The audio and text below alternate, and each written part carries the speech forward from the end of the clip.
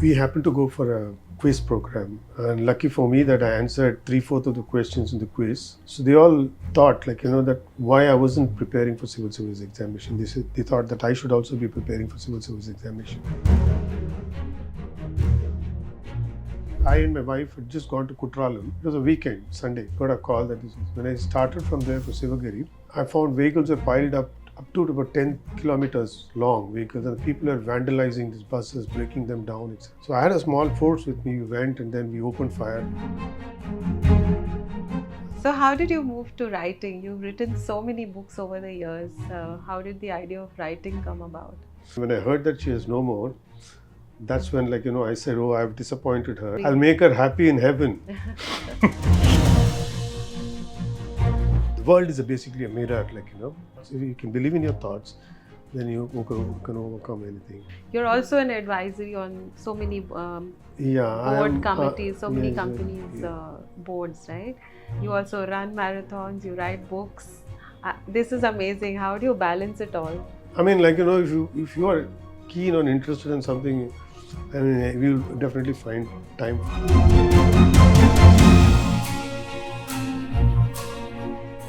Vanakkam. Today we are with Dr.k. Jayanth Murali. He's retired Director General of Police, Tamil Nadu, an accomplished man with many feathers in his cap. He's written several books, he's run several marathons, he's also on the advisory board of so many companies and is an inspiration himself. Good morning, Mr. Jayanth Murali. Thank you so much for taking out your time today. Thank you very much. You've had an illustrious career, 3 decades long. Could you take us back on where it all started and some of the highlights of your 3 decade long journey? Yeah, actually, I was in Delhi studying my PhD in microbiology in the Indian Agricultural Research Institute, and I was doing research on the biodegradation and the AIDS virus and all those topics. We were studying that at that point of time. We happened to go for a quiz program to Karnal. I was part of the university quiz team, and so we were 4 altogether in the team. The other 3 members in the team, they were preparing for civil services examination, and they were already in the civil services. And we went to Karnal, and after the competition, we were getting back, and so we had won the second prize in the competition. And lucky for me that I answered 3/4 of the questions in the quiz. So they all thought, that why I wasn't preparing for civil service examination. They thought that I should also be preparing for civil service examination. Till then, I had no idea about civil service examination because I was so focused on research, going abroad, doing my postdoctoral, etc. So it never occurred to me that I should write civil services. But after these guys told me and egged me to write the civil service examination, I decided to give it a go. Then I prepared for the civil service examination. The first exam I took was Indian Forest Service examination. I got All India 6th rank in that. So I was excited and then thrilled that that I could do so much. Then I took the UPSC examination, the civil service examination. I was placed 119th in the civil service examination. I could join the Indian Police Service, so I opted for the Indian Police Service at that point of time. So this was not planned that I would be going for civil services till the fag end of my studies. Only in the final years of studies, my PhD studies, I wrote the exam in 1991. Is when I passed the examination and I joined the civil service examination. So I wasn't knowing what was in store for me in the police service, but I joined the police service, and then the training is very rigorous. We had the first part of the training in Mussoorie, Lal Bahadur Shastri National Academy, which is a foundational course, and then we came for the main basic training to the National Police Academy in Hyderabad. And after that, after I passed out from the police academy, I was posted. My first posting was as Assistant Superintendent of Police, Uslampatti. So there were 2 major problems when I joined the Uslampatti subdivision. First major problem was that illicit arak was very rampant. There was illicit distillation going on everywhere. Mm-hmm. And the second thing was that there was a phenomena called female infanticide. The female babies would be put to death by pouring hot milk or putting some paddy greens in the mouth or suffocating the babies as soon as they're born, because predominantly the people there were pyramid-like colors, and so they thought like a girl child is a burden, and there was no action could be contemplated against them. But then the BBC had brought out a serial, and this highlighted this issue in Salem and Uslampatti and all that. So I decided that I should take action, and then after a lot of legal consultation and all that, we registered the first case as murder case, 302 IPC case. That was the first case ever to be registered as far as female infanticide was concerned. And so, and after that, I was promoted as superintendent of police and posted to Tirunelveli. In my first district, when I was there, hardly 2 months, there was a major law and order problem which had happened in Sivagiri. There's a leader, Muthuramalanga Devar statue was desecrated. I and my wife had just gone to Kutralam to take, it was a weekend, Sunday. We thought we'd enjoy the Kutralam weather, and then we got a call that this was. When I started from there for Sivagiri, I found vehicles were piled up to about 10 kilometers long vehicles, and people are vandalizing these buses, breaking them down, etc. So I had a small force with me. We went and then we opened fire, and we put down 5 people. And after that, the problem kind of sorted itself out after the firing, and so that was the first things which happened initially in my career. Of course, later on there are a lot of things to talk, but we'll stop for time being. We'll stop with this. Yeah. So many challenges. So so much initially in your career. So how was it, and what were the other challenges, and how did you overcome them? Any other big challenges? Like in the same district in Tirunelveli, what happened was there was a political leader called Krishna Swami, and those days he enjoyed huge popularity. So Honorable CM Jayalalitha was coming to the district for a function event, and then so this guy what he did was there were a lot of placards of the Honorable CM, so he kind of mutilated those placards. So immediately the DG then told me, passed instructions that I should take Krishnaswamy, I should arrest Krishnaswamy immediately. The next day, Honorable CM Jayalalitha was coming to the district.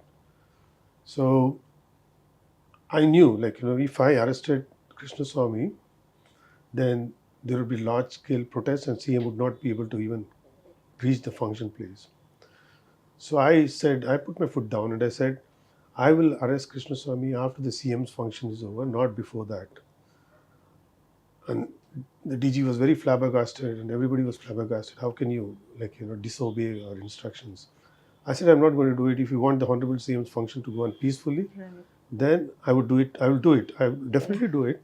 The moment CM leaves my district, I will do it. And after and then after that, Honorable CM came. The function went off very peacefully. She was very happy. And then just before she was leaving, she called me and then she congratulated me. Yeah, it was said, such a wise move to do that. yeah, I she mean, said why so would it's you a good, want unrest? it's a good decision. Yeah, Otherwise, my function would have been marred with true. protests and this thing. It was a good decision you took. And immediately after Honorable CM left, then we kind of arrested him, and there was not much problem then because Right. when she was around, if we had done, then there would be large-scale Correct. There protests would have all been along the road. unrest, People would have chaos. pelted stones on the convoy, Yeah. etc. So this was all initially in the first 2-3 years? Yeah, these are all in the first 3 years. There are lots Okay. we So have to much, talk yeah, about, yeah. so this I will be know. endless. Three Yeah, decade long. I'm sure you have millions of stories, I I have think. many stories to talk about, but these Interesting. are some of the initials. So how did you move to writing? You've written so many books over the years. How did the idea of writing come about? In fact, I have written in one of my books, which is my second book, Enkindling the Endorphins of Endurance. I mentioned how I started writing. I used to study in a school called St. John's Churches School in Hyderabad, and we had a teacher by name Victor. So she was a special English teacher, and then we used to attend special English classes. So she told one day, all of you, write down, what is it that you want to. So those days I used to read a lot of Enid Blyton's books, Okay. James Hadley Chase and all that. So I'd just been to the library and then I'd come for this class. So I came, and then after I became big, what is it that you want to become? That was a goal. She wanted me to write an essay. Then I wrote an essay, and I wrote in that I want to be a writer. I want to write books. and I want to entertain people with my books, because that's a different genre altogether. Yeah. I wanted to write books and all that, and I wrote that. Then she read that, and she was very fond of me at that point of time. She said, "Yeah, I want to see you as a writer. When you write, you must send the first book to me," she said. But I didn't write any books. It was after 50. By then, she had Okay. she had passed away when I was somewhere 48 years or old. And after she passed away, I've started writing books. So she was your inspiration? I had told her, and then she was that memory kind of got strongly implanted in my consciousness, and that was like all the time. And when I heard that she is no more, that's when I said, "Oh, I've disappointed her." So at least So in her memory. I'll make her happy in heaven. So that's how I said I must start writing, but then I wasn't sure how to start. So I started writing columns for the newspapers. So you've written how many books so far? I've written about 8 books right now. 8. 8 books. Can you name all of them? First book was 42 Mondays, and so it was about technology, all Okay. about technology. So this also I didn't want to write on technology, and I never no idea about writing on technology, because I'm a PhD in microbiology and worked on viruses and microbes and all that. So basically genetics of all these things. So technology was not my forte. Then what happened was I had written a column in which I had written about the suicides, and said the largest number of suicides are committed by the policemen, and and Tamil Nadu is the state where maximum number of suicides are committed. Oh, is that so? That's And sad. so I didn't that know was in this. 2017. I was additional Director General of Police in Crime Branch CID. So what happened was the opposition leader was then the Honorable CM now. Stalin was the Oh. Honorable CM. So he raised the issue. Your own ADGP is writing, your administration is so bad that the police are committing so many suicides and all that. Yeah, they wouldn't have liked this They, idea they, at all. I mean, it was absolutely, and there was an uproar in the assembly about I'm that. sure. So I got scared. What's going to happen to me? Am I going to be placed under suspension or something based on that? You really had the guts to go with it. Then I realized that I was treading a very dangerous line by writing path. about all these things. Path. Then I said, what is it that I can write where I can be neutral? Because I'm a government servant. I should be neutral.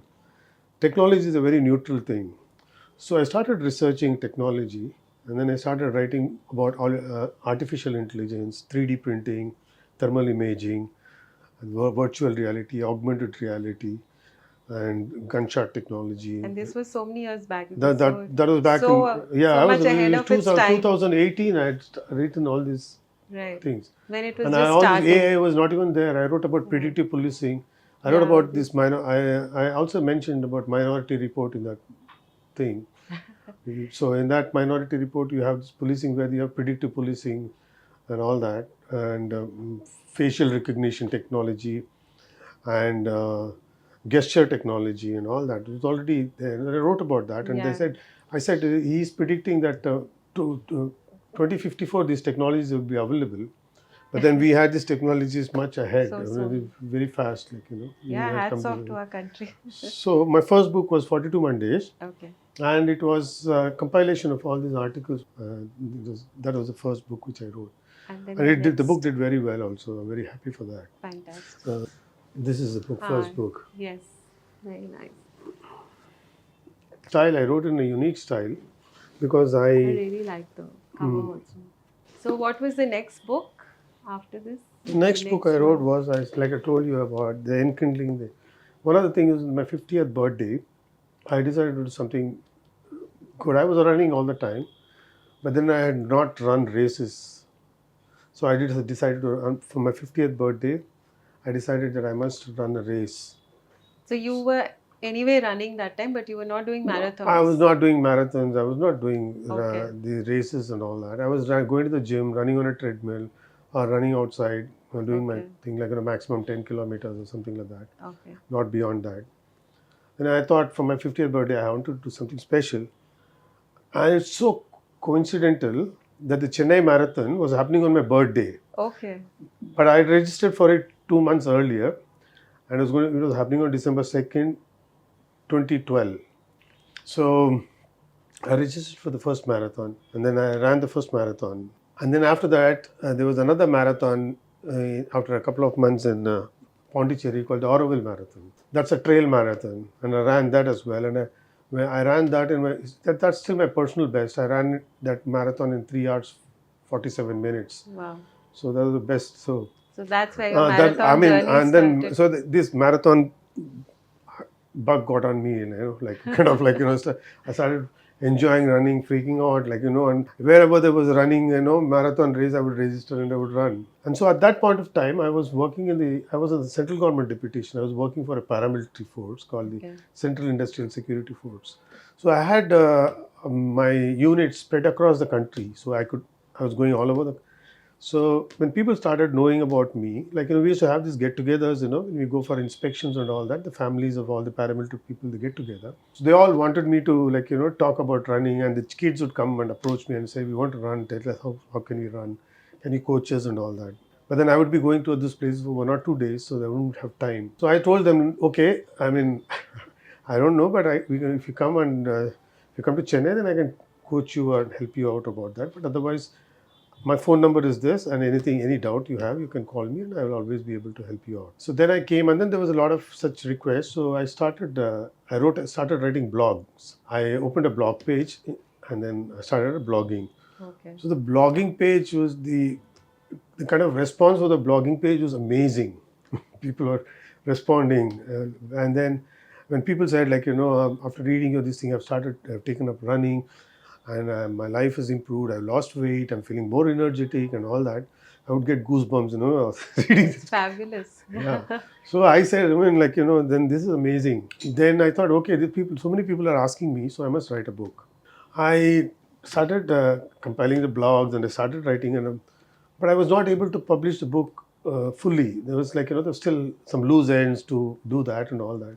But after I joined the police service, and I came back on the deputation to my state service, and after I published this book, then I thought I had the manuscript of this book with me. Although this was the book which I wrote first, I Okay. had the manuscript with me. I said I'm going to finish this book, and I Okay. finished this after that. So So that's what how was your designation in those times when you wrote this second book? my You designation was I was Additional Director General of Police Law and Order in which? in the police state, Tamil Nadu Police. Okay. Okay, great. That's why Still you you'll have managed my to do uniform it. picture in the Yes. author. This also. Both these books Okay. were written when I was All India, when I was Additional Director General of Police Additional. Law and Order. Okay. And your third book? My third book was soliloquies on future policing, like futuristic policing. How would future police be in future? Like what are the things we would see, and what have uh, predicted are all coming true one by one now. Okay. So it was uh, it was a book, soliloquies on future policing. This was the Okay. book Okay. which I wrote, and so this is about all the cyber security, law enforcement, and all the technologies, new technologies. There's some of the technologies which I haven't been adopted. I've told them, like, the microbiome is a technology which has not been adopted, Right. and there are some more technologies which still we are yet to adopt. Predicted those technologies will eventually be used in policing in this Okay. book. Yeah. Great. And your fourth one? My fourth book was after that was, like, I bought a translated, because there was a lot of demand for my running book. Okay. So they wanted the book in Tamil. So Okay.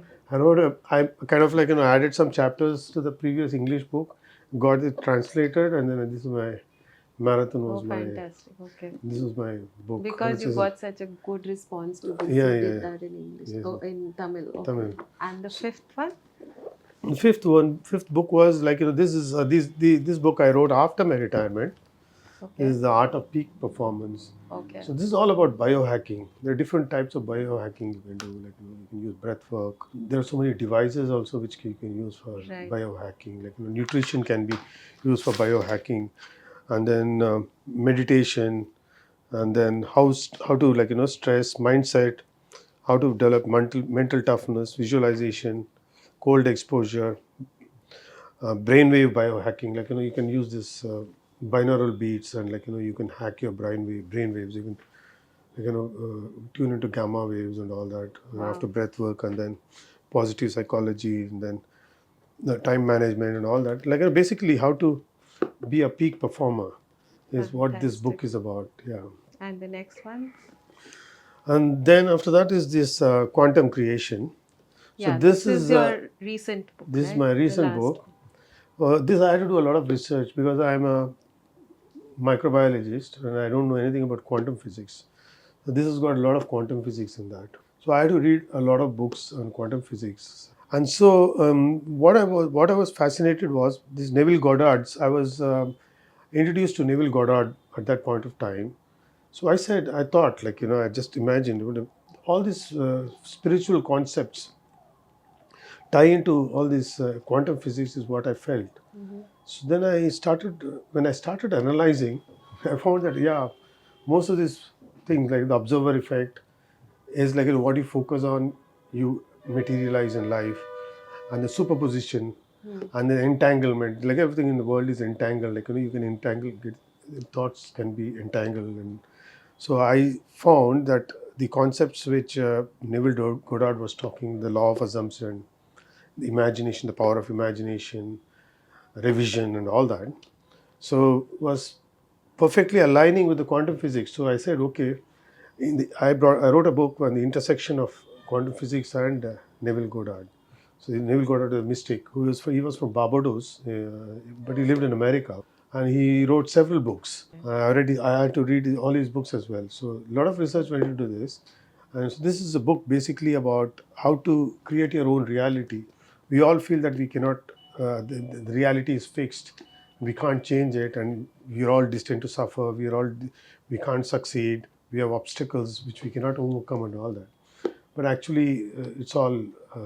The world is basically a mirror, like, True. if your thoughts, if you believe, and Yeah. if your thoughts, if you can believe in your thoughts, then can overcome anything. Okay. So that's about that. Amazing. I don't know how you do all this. How do you balance you're also an advisory on so many Yeah, I board am. committees, so many Yes, companies' yeah. boards, right? And you also run marathons, you write books. This is amazing. How do you balance it all? I mean, like, if you are keen or interested in something, I mean, we'll definitely find time for that. Right. Basically, like, uh, if you are having your priorities right, like, if you think that this is what I want to do and I must do it, then you will always find a way of doing that. So I feel like, I have a morning ritual which I religiously practice. I do that morning rituals in the early morning, which is like, I do a little bit of meditation, breath work, followed by meditation. Because I do breath work, mind gets still.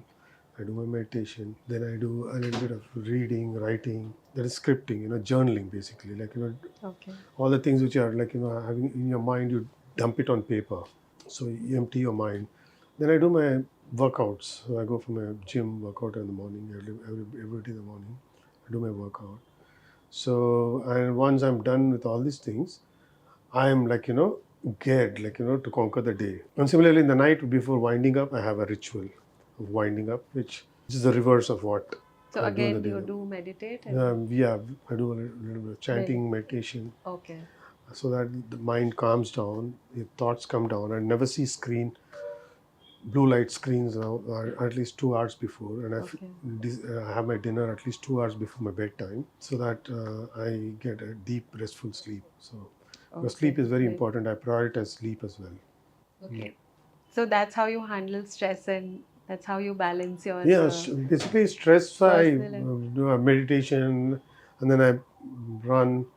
Whenever you feel stressed, if I feel stressed, then what I do is I try to increase the vibration in my body, like, just be at a higher vibratory level.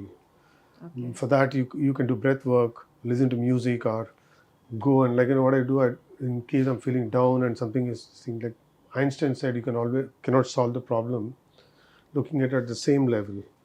So when I go to the gym, I work out, I'm all pumped up, and then, like, 10 minutes I put the treadmill at 12 kilometers or 15 kilometers per hour.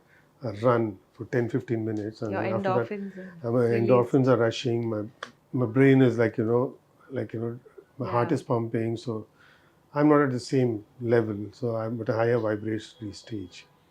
level. So I look at the problems in a different way. I get solutions also. Yeah, you in get a that. different perspective Different towards so perspective or many different things. solution. I get Yes, solutions immediately, and you're great. not melancholic anymore, or no, you're not sad. You're not, and you are like ready to handle anything at that point of Right. time. So you're on the advisory board of many companies, right? Which ones are those and what is your role on? Yeah, actually, I'm a founder of two companies. One is PayAgree and TerraGreen, and I'm an independent director in these companies right now. Although I was a founder of those two companies, these are basically startups. It was started in 2015. I'm also a managing director of Multimeta.ai. Okay. This is a technology company which is dealing with all metaverse and all the other things. We have some unique products which are metaverse products. And then I'm advisor of this company. This is Kotari Industrial Corporation Limited. I advise the company. I'm also advisor for Jindal Steel Works, which is Wow. another company. I do that. And apart from that, I'm now I'll be shortly on board with L&T also as an advisor. So these are the things which Amazing. I'm doing right now. So Great. So what are your upcoming projects or books that you're working on? right now I have actually already submitted a manuscript on one book. Oh, already? Yeah, My God, you're is at it. You're on a roll no, it's already. actually I was DGP of Idle Wing, Okay. so I did a lot of work in Idle Wing. Like we traced a lot of idols have got stolen from India. All these antique idols which Yeah. belong to the Chola period and all that, very Right. valuable idols. Right. So we have recovered a lot of. I recovered a lot of idols. We conducted raids, more than about 40, 50 raids in a short span of my time, and I introduced technology like when I was in Idle Wing, like the NFT technology, the blockchain technology Okay. into the this thing, and and also we identified a lot of stolen idols which are lying in museums abroad, Okay. which belong to India. And so we have a treaty called MLAT, by which by submitting the MLAT documents, we can ask them, this is a stolen idol, please give it back. Okay. So we bought back 10 idols from abroad which Okay, belong to India. that's great. You should be From really awarded by the So we government for bought this. back. So there was a lot of people like wanting me to write a book on that. Demand was from a lot of public because so every day we used to have a lot of every week we used to have something going on, two or three, like the newspapers used to be full of these things, either Caesar or identification of idols abroad, Hmm. so all that. So they wanted me to write a book on all that. So yeah, I've written a book on that, and that's of course a kind of a memoir.